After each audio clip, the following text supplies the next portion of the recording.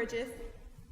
I'm Dominique Waters. I'm Deshae Rasco. And my name is Shanice Barkley. My group members and I are all from Baltimore, Maryland. We decided to be active members in helping a small orphan care institution in Nigeria. There are 7 students. Their ages range from 6 to 11. The issue these children face is a lack of materials in order for them to attain a strong education. Nigeria is still a developing country, meaning their government struggles to provide entities for citizens.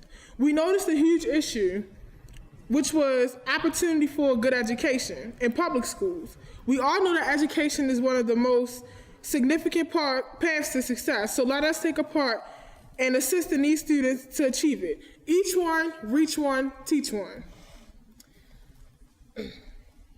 So what is the problem? The problems that the orphans are facing in Nigeria are that they do not have the suitable resources for them to function well in society today. There are lack of desks, lack of writing materials, and the curriculum is not sustainable enough to provide them with the robust education that they need. They struggle with learning English and the skills that they need every day, such as numbers, colors, and the alphabet, and they also don't know how to read and write. The students have a hard time developing social skills, mainly connecting with teachers and their teacher, Toma. And Toma, she really tries to get on a deeper level with them, but they're just not comfortable with her yet. And these children need support and to rise to above their circumstances, and that starts with their education. So by focusing on education, it provides the building blocks for other issues such as fighting hunger and health. So one of the solutions that we came up to this problem was creating a workbook that would focus on things like shapes, letters, colors, and numbers. Another aspect of our book that is very important is including the child's face on the front of the book. The reason that we did this is because we wanted to give the child a sense of possession, because as orphans, they don't really have that sense of this belongs to me, this is mine. So we wanted to provide that for them by having the face on their book so they can feel like whenever they see it, they're like, hey, this is my book and it belongs to me. And that was something that we really wanted to highlight. So the book is specially designed so that it can help the students in a numerous amount of ways. For example, we don't use just black and white ink in the book because we wanted to catch the students' attention. And we also want to help them with their word color association. So where we may have red labeled on the front page, we also have a picture of a red item that's common, such as an apple. And then we tell them to point to something that's red, with red bolded in the color red. Such repetitive stuff like this is used so that students are able to easily retain the information so they can continue to use it throughout their 2 classes. And this can be seen inside of the book that should be passed down if you guys have it. I'm not sure. Okay. You can go and grab it. And another thing that I wanted to highlight is the idea of tracing. As Shay was saying, tracing is a very important concept because it practices the idea of repetition. And as the kids begin to trace things, they'll begin to memorize things, which is a very important concept. And this book will also be in their native language, so that they'll be able to fully understand the content that they're learning. It won't just be we're learning English, we're learning the basic necessities in order to understand English. They'll learn their language, developing skills to strengthen their understanding in their language, also in English. Another thing that we wanted to incorporate in our book is the idea of connecting their culture towards math. So what you're looking at is the symbol that is used for the currency of Nigerian money, and then we try to combine that with the idea of math skills. So for example, they would use 1 naira plus another one would give them 2, so they can learn how that kind of works. And then this is important because it connects back to their culture, so they can learn math and then they can learn more about their culture while they're learning a new skill. So, consequently, we plan to track the progression of these students by, ensuring that they are, the book is really helping them to retain the information that we're giving them. We're not giving them too much because we don't want to overwhelm them, being that their skills are at a very, very basic level. And since they all are on one accord with each other, it's easy to give them something smaller than start with something big. And we believe that these skill developments that we came up with will be very significant and essential to help them, being successful, wherever they go in life. And this Thank you. concludes our presentation.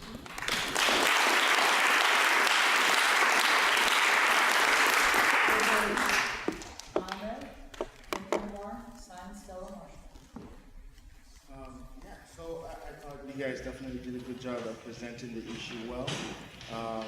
I did like the opening because not only did it present the issue, but I felt this sense of motivation for that the audience can grab onto, especially for those who may be interested in investing into, this type of initiative. So I thought that was good as well. Problems were laid out well.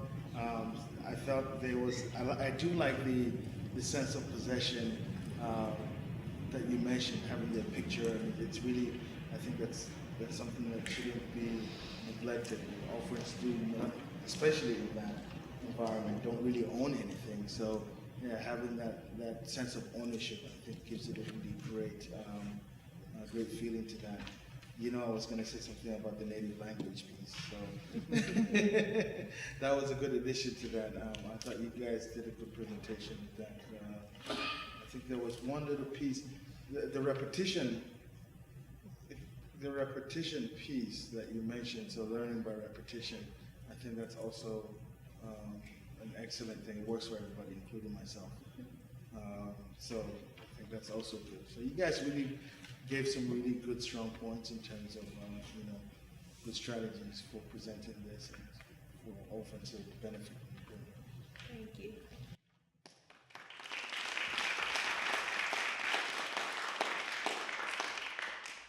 Are you sure guys are not taking this book to my kids? Okay. So, first thing first, you're talking about, trying to teach them, the math, and by adding, a way they can actually grab it so quick. That's really amazing. Let me just give you a little story. A boy was, taking a math class, and then they say 5 plus 5, and he didn't answer it correctly, and the teacher actually failed him. So, and then when he took this book to his father, and his father was saying, "He's an evil." Sorry. Yeah, she's there. So there's so much attached to money, and he knows his child definitely can pass that math.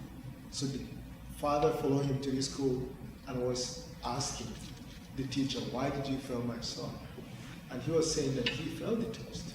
He said, "No, and you're trying to tell me that my son didn't know math?" Then the man said, "Yeah, because he didn't make it." So he said, "Okay, let me ask this question." He just turned to the child and said, 5 naira plus 5 naira, if you add it, how much is it going to give you? He said 10.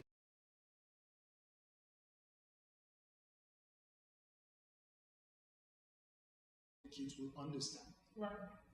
That's all the message.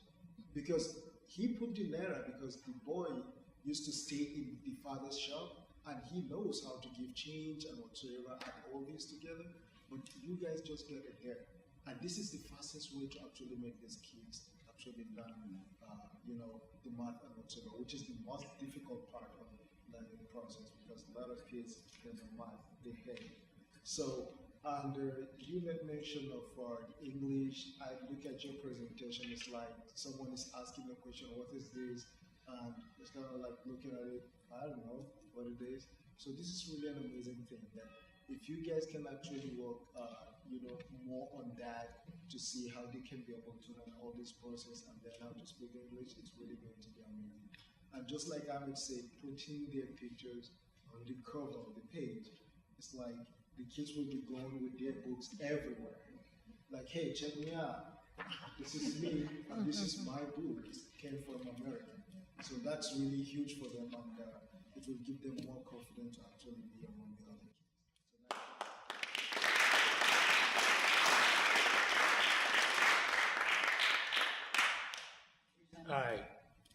I agree with everything that's been said. I liked a number of things in your presentation. I liked the comic strip, which I thought was, a picture can tell it was worth 100 words. And so I thought that was a very good way of capturing something very complicated, which is the educational system or lack of education, potentially of opportunities in Nigeria. I love that you made a bound book that you gave us. I think that was very impressive. That took some craftsmanship, or at least finding a good printer kind of conceptualizing what your product was going to be. So great job with that. I liked your solution a lot. It sounded very tailored and, to the group. I think we've talked a lot about how you're listening to Tama and to your partner. You started off perhaps a little anxious, but you grew in confidence as you all were giving your presentation. You started smiling. One sort of bit of advice: you're not prisoners on the stage, and this is for everyone because everybody kind of did the same things, with a few exceptions. You're able to move around. You're able to use props. You can do things. So I liked as I could see you sort of grow in confidence. One thing that I wanted to perhaps see a little bit more of in the beginning is you were very good at describing the educational challenges in Nigeria, and you're very good at the solution, but you didn't spend a lot of time talking about Tama and her business and who she is and how many orphans she's taking care of and sort of the scale of the specific problem that you're trying to deal with. So that would be the only addition I would make, is spending a little bit more time connecting the broader problem and your solution, which again was great, to her and her specific context. But wonderful job.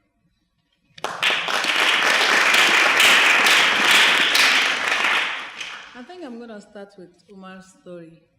It actually Was happened. Umar that little boy? No, it actually happened in my house. Marshall, you know my youngest son, Michael, when Chimeze was 3, when he was learning his numbers, I could go, Chimeze, what's 2 plus 2? He says 4. 1 plus 1, 2 plus 2. Then you get to the higher numbers. What's 7 plus 7? He stares at me like I just landed from Mars or something. And then I'll say something like, what's $7 plus $7? He says $14. And I thought it was a joke. And that was how he learned his numbers. That was how he learned his additions. Put the dollar sign behind it, that boy will tell you 1,000,000 plus 1,000, and he will tell you what it is. So, and he's an Igbo boy, so you're right.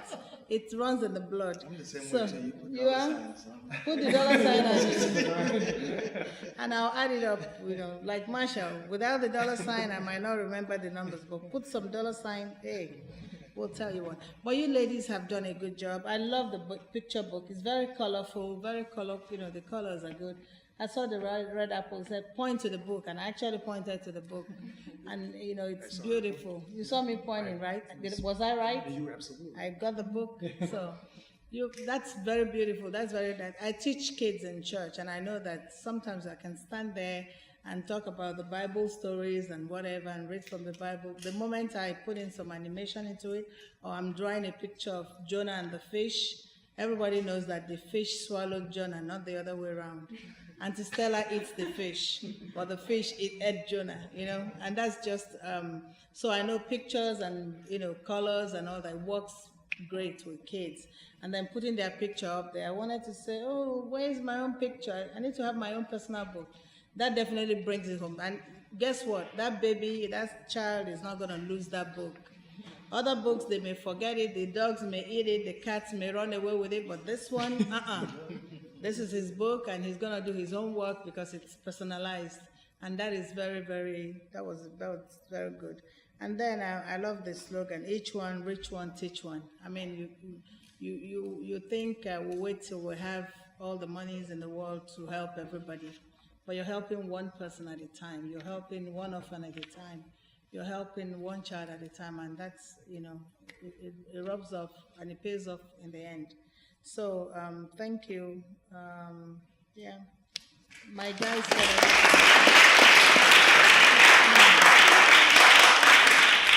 So, ladies, I have to give you a lot of credit. When you were in the van on Sunday, did you have any idea what this was going to be about? No. So, you're adventurous, you're brave. Your presentation was poised and creative. I've never had a group of students make a book before like this. I'm so impressed.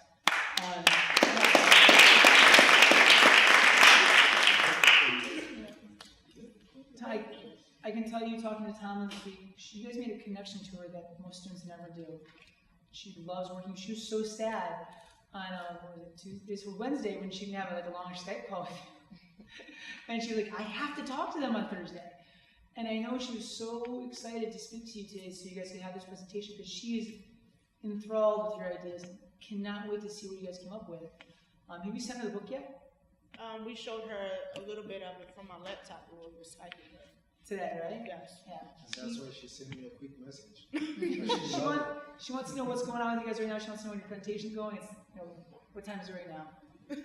10. 11 p.m. Yeah, she wants to know how you guys are doing. So you made an impact very few people ever do. I loved your presentation. Shanice, if I learned one thing about you, you're direct. You know how, like, I'm serious. That's what Tom needed. Like, you, all of you, every one of you ladies made an impact, and you had plenty to say, and it's what needed to be said. And I can't tell you how impressed with them, all four of you this week. Thank you so much.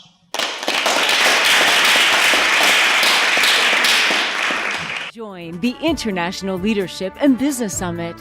Transform the world.